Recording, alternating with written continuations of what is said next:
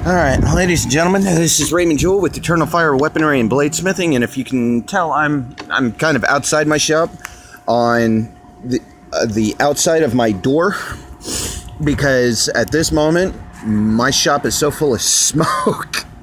It's unreal. You would think that place is burning the fuck down.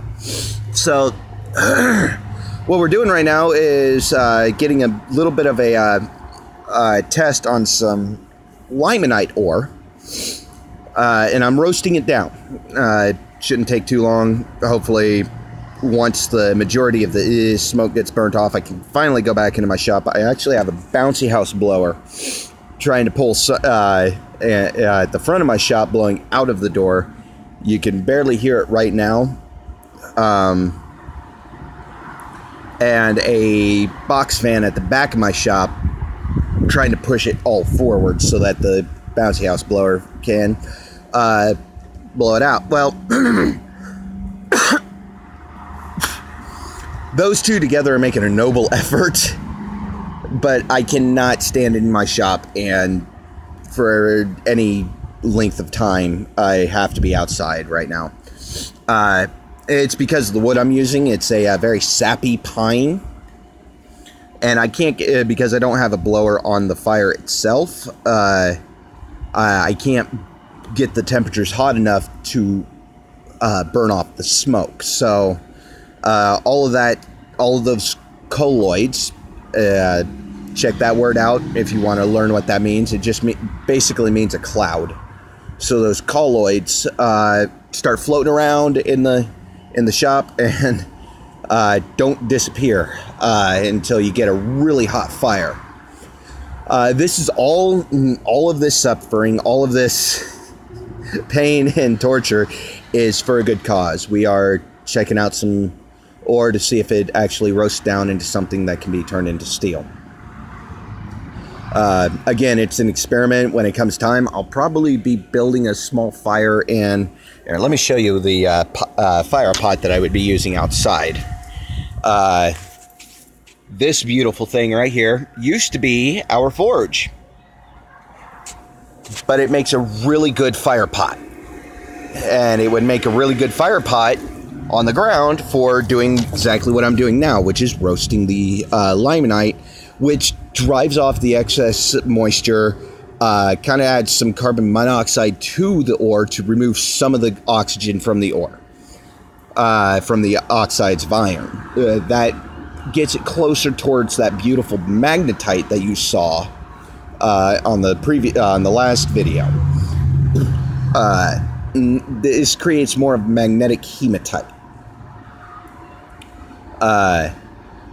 So I'm checking to see how much of this ore, compared to how much I roast, will become steel, will become the hematites and the magnetites that become the very good bloom at the very bottom of the furnace. I'm going to be honest, I am geeking right now, just absolutely tweaking, because frankly, this is what I do. This is what I love, and hopefully I'll be able to not be so excited that I'll remember video on the day of the furnace to show you every little bit that I'm learning, because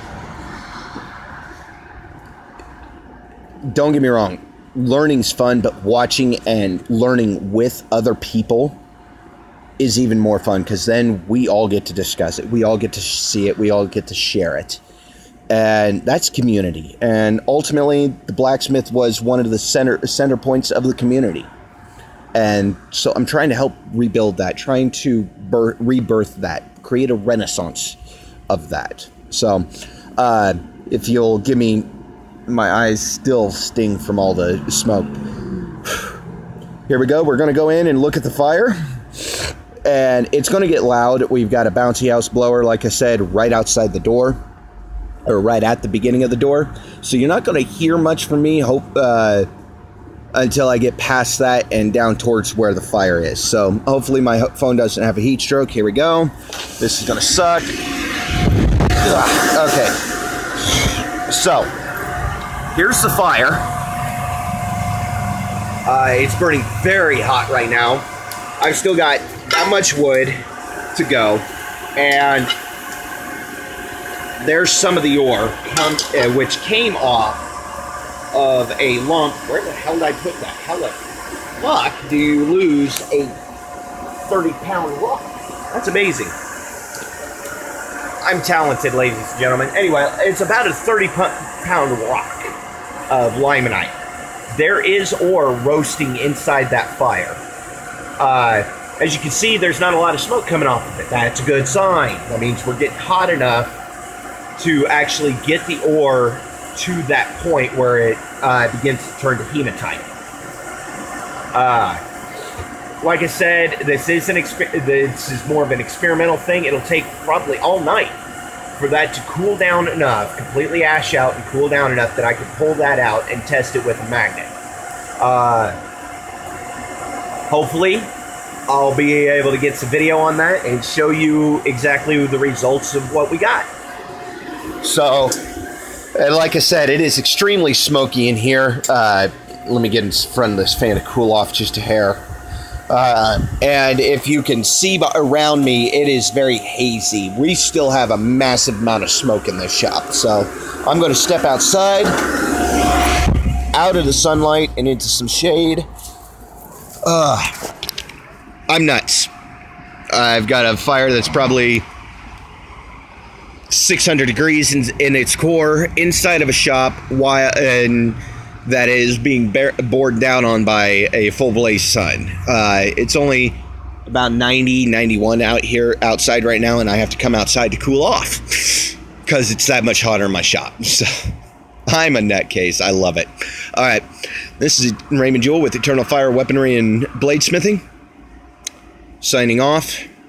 May your creative fires burn ever brightly. See you later, everyone.